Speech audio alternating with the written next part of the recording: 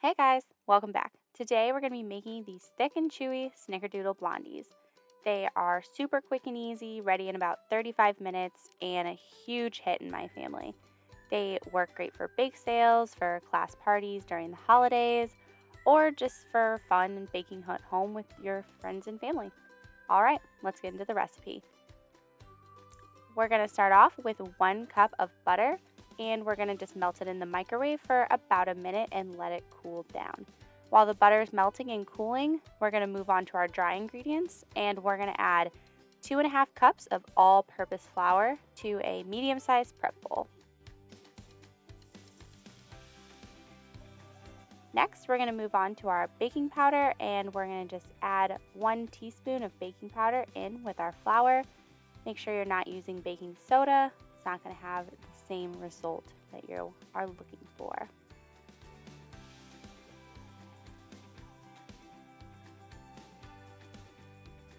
Next, we're just going to add about 1/4 teaspoon of salt, and we're going to stir all the dry ingredients together just until they're well combined, and then we're going to just set them aside.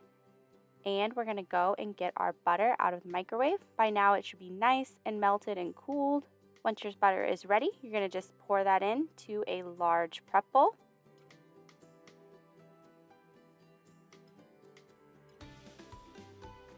And we're going to add in about 1/2 cup of packed brown sugar.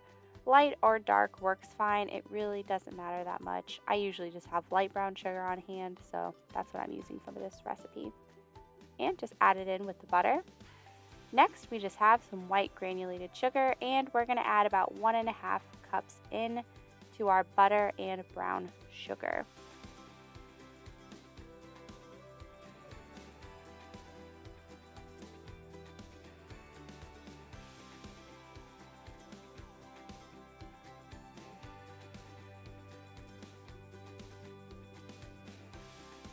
Once all your sugars are in, we're going to just use a hand mixer and just combine those together. You could also stir using a spoon. I just like using the hand mixer for this part so I can make sure all the brown sugar is well incorporated and there's no large lumps or anything. Next, we just have 2 eggs. Any egg will work. Brown, white, it doesn't matter. And we're going to just crack each one into the large prep bowl and just stir them in and make sure you're kind of breaking the yolks up and really incorporating the eggs well into your batter. Once the eggs are incorporated, we're going to add 2 tablespoons of milk. Any milk will do. My family really likes almond milk, so that's what I use for a lot of my recipes.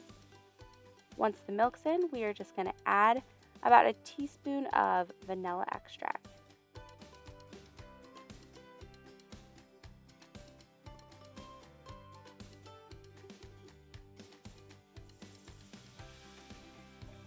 Once the vanilla extract is in, we're going to just gently stir the brownie batter together just until well incorporated, and then we're going to add our dry ingredients into the wet ingredients. And be careful not to over stir the batter. You just want to combine until all of the flour is distributed and there's no more white left.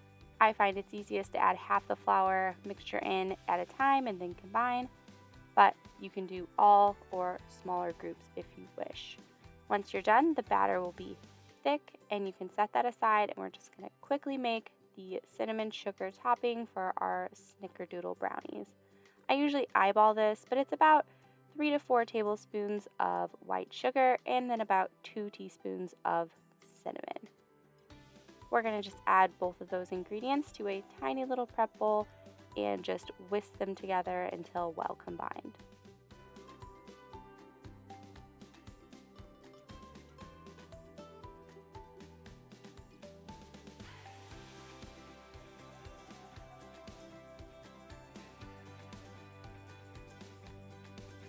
Once your cinnamon sugar topping is done, we're going to grab a 7x11 baking dish. I usually spray mine with some cooking spray.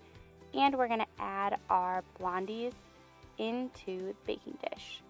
And like I said, the batter is going to be pretty thick, so just scoop it in and spread it into an even layer as best you can.